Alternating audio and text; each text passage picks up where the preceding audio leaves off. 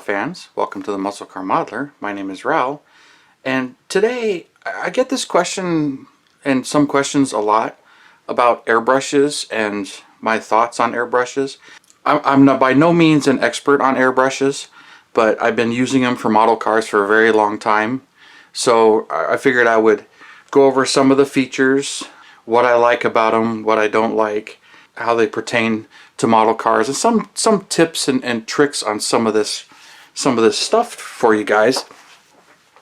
As I get asked a lot about what airbrush would I recommend, and truth be known, it's really any of them.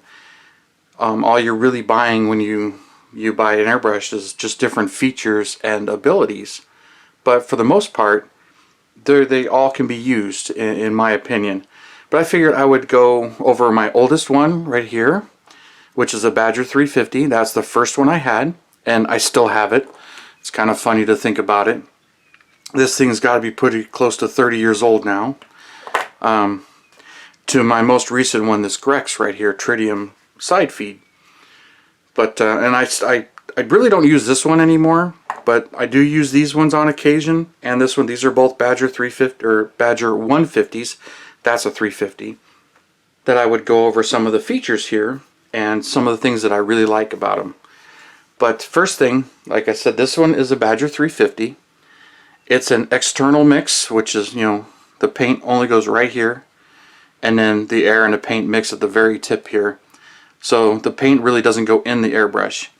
As far as cleaning, these are really easy to clean, and you can change out the tips. Here's a different tip right here. This is actually a medium tip. They have this one for medium, which if you look, I don't think the camera will pick that up, but it's a much smaller opening than this one. This one's a heavy tip. I like the medium tip, but when it came to painting models, I preferred the heavy tip. You can screw it out a little bit and screw it in and adjust how much you want as far as paint go. And this one's the same way, but it's just a little smaller orifice. It's really no different than when you get these newer ones where they got 0.3, 0.2, or actually, yeah, 0.3, 0.2, and 0.5 millimeter as far as heavy, medium, and fine. But it's just the amount of paint that actually flows through them. This one was the easiest to clean and probably the easiest to use, and you just press down, and as soon as the air flows, the paint flows. The only real issue I had with this one on occasion is you would press it down and paint would splatter sometimes. The very initial press, paint would splatter out of it. But you can also get some interesting effects with that. I found out early on if I wanted to do a vinyl top, I would use this airbrush, have the paint not thinned out as much so it's a little bit thicker, let the air pressure down a little bit, and it would splatter the paint. And you can actually get the droplet effect to give you a texture. So I learned that early on with this one. If you wanted to spray much finer, turn the air pressure up and pull the airbrush farther away from what you're painting, and it would spray a lot farther. And then another thing, if you're worried about it splurting or splattering, start the flow away from the model car and then go across. Just spray right across it. I learned that with this one. So there's a, this doesn't do a whole lot. It's very limited in what it can and can't do, but it's just fine really as far as a first airbrush. Now this one, when I bought this one, came with the air hose and came with the propel cans. I don't recommend the propel cans at all. As you use them, they get cold and the air pressure drops, so it's not a real steady supply of air. When it came to that kind of stuff, airbrush compressor is definitely recommended, but it's not necessary, but some form of air is necessary. Then I moved up to these Badger 150s. Actually, this is my first Badger 150, although it's not a Badger 150 according to the branding. If you look at that, you see it. Hopefully it comes through. You notice how it says Sears, but it is a Badger 150. That's what it is. It's an internal mix, meaning the paint is mixed inside here, but it's really not. It just passes through, and then in the air cap here, you can unthread it. The air mixes and blows through and pulls the air right out of the needle here, and it mixes. That's where the actual air and paint pretty much mixes right there. You pull that back, the needle moves, and paint flows. So this is an internal mix, as they call it, and it's also a dual stage, meaning you press down and the air starts to flow. You start to pull back and the paint flows. So the more paint you get flowing, the heavier it sprays. And this one has different needles and different tips, so you can change them out. I got some of the tips here. Here's fine, this one's heavy. And when you change these out, another little tip, you can unscrew this. See this little plastic washer in there? Don't lose that. They tend to fall off, and it really affects the air quality and the spray pattern. So I make sure I have extras. Here's one right here in a bag I haven't used. Of course, it's been in the bag since 16 apparently. And also I got these washers for the mixed cups. So I got extra parts for these, but got needles and seats. And another thing I liked about this airbrush, when it came to cleaning it, you can just unscrew the back, unscrew this, pull the rod out, you can clean it, spray in here and clean it, and there wasn't a whole lot that was needed for this to clean. This is dry. Usually I have thinner cleaner on it. And then I've had these so long I've actually worn them out. This button's been replaced. The valve in here has a tiny little brass tip. It's been replaced, and I've changed these out and dropped these, bent these, and replaced them. So this one I actually was so worn out in the valve here that I ended up buying another one. And then I eventually replaced the valve, so both of these are now really good shape. But this one is newer, meaning it's probably about 10 years old. So that's my more recent one. If you're noticing this, that's from Grex, and it's an adapter. Because the hose would thread right on here, but Grex has this quick connect, which is real nice for changing them out. So I put one on here, and then I got this too. And then I still got the brand new hose in here. And when it comes to the cups, I prefer the siphon, the bottom feed siphons, but they also have these little cups on the sides so that you can put the paint here, and if you want a small amount of paint you can put it in there. I never really did gravity feed for me personally, but that's just me, because most of the time I'm painting an entire body, or I'm painting chassis or interior tubs. I'm really not doing a whole lot of fine detail painting with my airbrush. But these will handle it if you switch out the needles and tips if you want to do that. They usually come with extra needles. And here's a couple of different needles when you buy the kits, like this one with the box set. And then same thing with more of the tips. And the directions in this whole case that I got right over here. So that's the whole wooden case with the Badger 150. And then the different jars. And the jars have different angles as far as feed, and it just depends on the airbrush. It's kind of nice. This one's more meant for this angle. This will work, but it's tilted back, you can kind of see. But this one, same thing.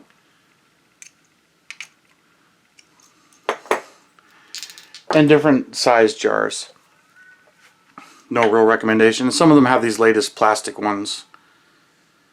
Seen these kind of shrink where they get a little harder to put in because they're an interference fit. So these don't seem to last, because after a while they'll shrink. You push them in and out, and then the jars tend to fall out. I've seen that a couple of times for me. So that's the Badger 150s. But these are really easy to clean. It's one of the things I like about them. And they're pretty much everywhere, pretty staple. But I don't really like holding them. That's one of the reasons why I bought this one.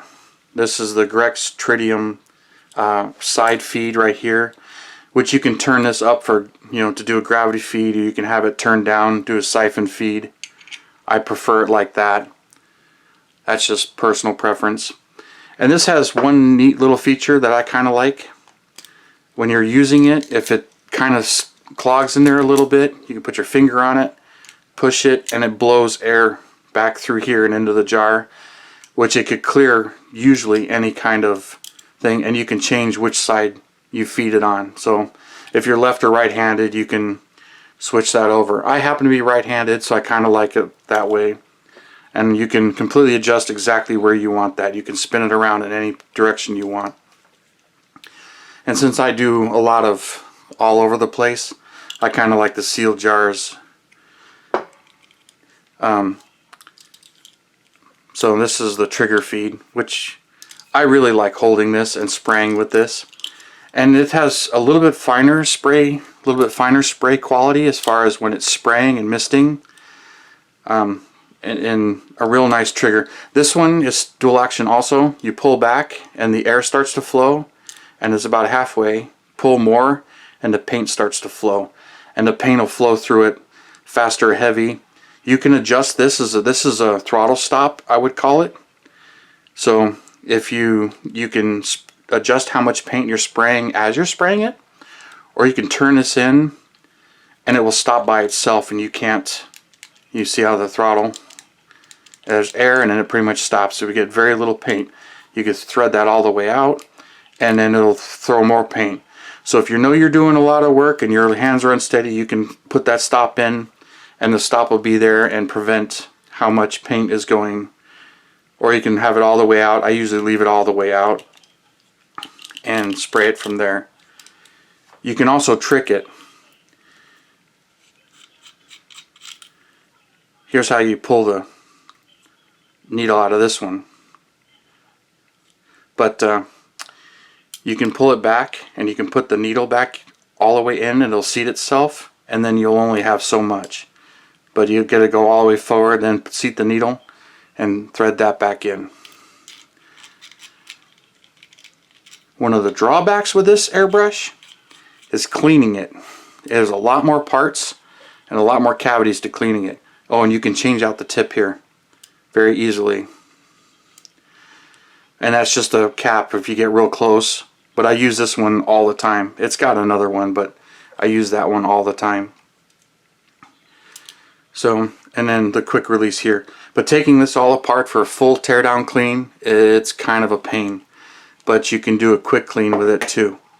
And I bought the full-on kit that came with the compressor here and came with all of these parts in here. Here's the wrench to take it apart. Side gravity top feed caps. There's two sizes here. The bigger one and a smaller one. The different tip here for the, doesn't really change the spray pattern too much, but if you get real close and you're doing fine detail work, that's the better tip to use. And kind of a fancy case, but that's what this one came with. And then extra needle. It didn't come with an extra needle, but I bought one. This one only comes with the 0.3 tip and the 0.3 needle. I also bought this fan spray cap that has a nice little cap in here, and it'll spray with multiple areas and really atomize the paint and spray it all over the place, much like a real paint gun, but all over. It'll spray a real nice fine spray. I haven't used it yet. I'm real interested in trying it, but this does take a lot of air. So speaking of air and some of the tricks, I kind of touched on air pressure. That has a lot to do with what you're doing and how you're painting. I kind of like to keep the air pressure right around 20. There's an air pressure gauge on the side of the compressor here, and this compressor turns on and off, so it's on demand and has a filter on it, which is pretty cool. Not all of them do. Most of them don't actually, but you can adjust the air pressure, and it'll spray and it'll do what you need it to do. And if you want to turn it down, you can get it to splatter more. If you want the paint to spray much finer, turn the pressure up a little bit. It wouldn't go past 25 really. And then if you over thin the paint just a little bit, you can get the spray a little bit finer And then, like I said, I like to spray about 6 to 8 inches away from the model body. That's me personally. When I'm doing the flat stuff, I get a little bit closer. When I'm doing the semi-gloss chassis and the interior colors, when I'm using flat paints, I'll get closer. The stripes, I'll spray much finer, and I won't get too close, but I'll get like about that far away to give you an idea when I'm doing stripes. But generally when I'm painting the whole body, I spray farther away. Same thing with the clear, I spray farther away. You get less zebra stripes, as they call them, if you're too close. So I do a lot of that, so I'm a little bit farther away. But you can turn the air pressure up or down. 15 to 20 is usually what you need.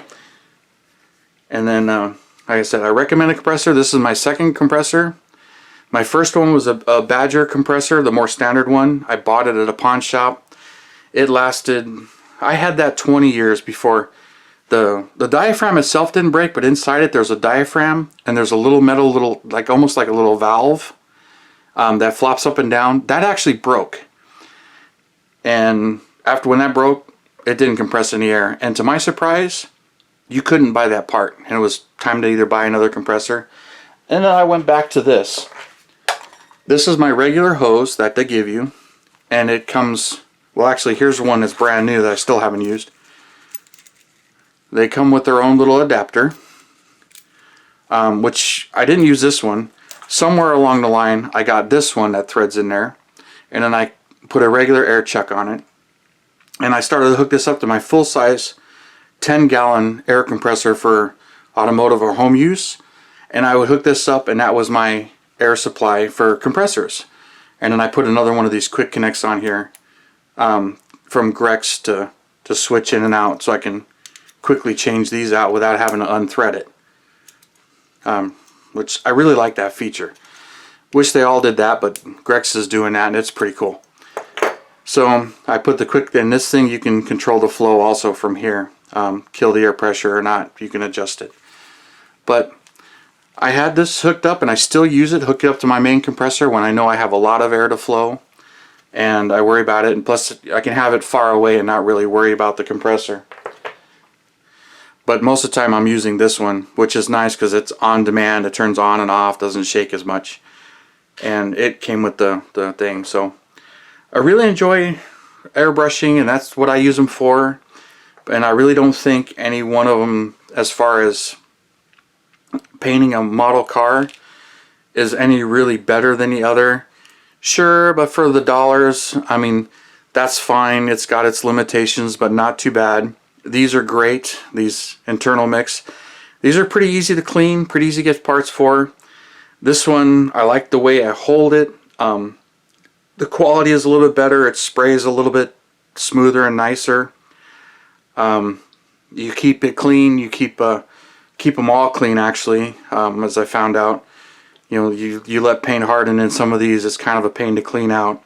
So keep them clean. Keep them in the best tune. And parts do wear out. Like I said, I've replaced the valve, and both of these I've replaced the buttons. The valve's been replaced. So, and then dropping it, I keep the caps on it now, but dropping it, I've messed these up. This one doesn't really have a strong cap. It's got this rubber cap, which my son likes to press the button and fire it off like a rocket. And this, you know, this you can switch from side to side. So you can pull this off, switch it if you want to change it, or even have it pointed up or down or whichever direction you want. And this is adjustable for locking it. So that's pretty much the basics of these airbrushes and their features, and hopefully I answered some of your questions on what I like and what I don't like about them, which really isn't too bad. It's just more of getting used to what you have and learning techniques to create what you do. Like I have found out myself, playing with the air pressure and thinning the paint a little bit more or a little bit less to get some of the results you want, like with the vinyl texture and vinyl tops with the semi-gloss black, and turning the air pressure down so it splatters it. I'll do a video eventually when I do another vinyl top on how I do that, and you know, some of the features and how to control the airbrushes. I think it has 50% of it may be the brush itself and the quality of the brush, but I think the other 50-60% of it is air pressure and technique, trigger control, where you're spraying the airbrush, how much paint you're spraying as far as how paint flow, the different tips. So once you kind of get used to all of that, it makes a lot more sense, but all of that comes with practice. Like I said, I've probably got 25 to 30 years of using airbrushes, because this one's got to be getting close to 30 years old. At least 25, and I still have it. So one thing with this though, I can tell you, I didn't think about it. When you close this cap, just snug it, don't snug it down, just get to where it's tight and it closes the gap down and paint won't flow. And I don't think this will pick it up because it's so fine. This one, there's actually a crack right here, and that's from me when I tightened it.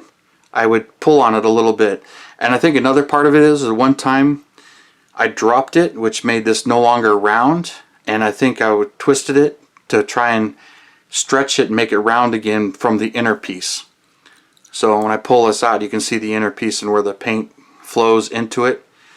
So no, I had to crack this one, and I haven't replaced it because I really don't use this airbrush anymore. I think it's just kind of a keepsake because it is my first airbrush, and I think on occasion I have used it just to play with it, just to kind of have some fun. But there's my 4 airbrushes, and a lot of my airbrush experience kind of thrown together in what I use and how I use it as it pertains to model cars. So I hope this video answered a lot of questions, shed some light on some of the things. Another thing I like to do, if you see them, there's a little marble inside there. That's great for when you're mixing paint, especially metallics. You can just shake it. And since I work in an automotive shop, I get a lot of these from tranny rebuilds because they pull them out of the trannies and the rebuild kits come with them.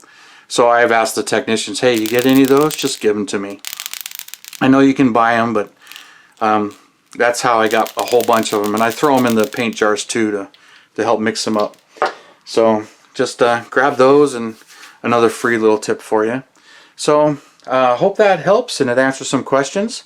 So thanks for subscribing, thanks for watching, and any of your comments, please. I try to answer more questions, maybe do a follow-up video. I didn't think it was really necessary to get into actually watching me spray because there's a lot of videos like that. But I just figured I would explain what I'm doing and what I'm actually doing and how it works. So those of you guys that have experience with airbrushes, great. If you wanted to try some of these techniques I mentioned, give it a try and see what happens. But thank you for watching. Thanks for your comments. And you guys, you have a wonderful day. And I will see you on another Saturday.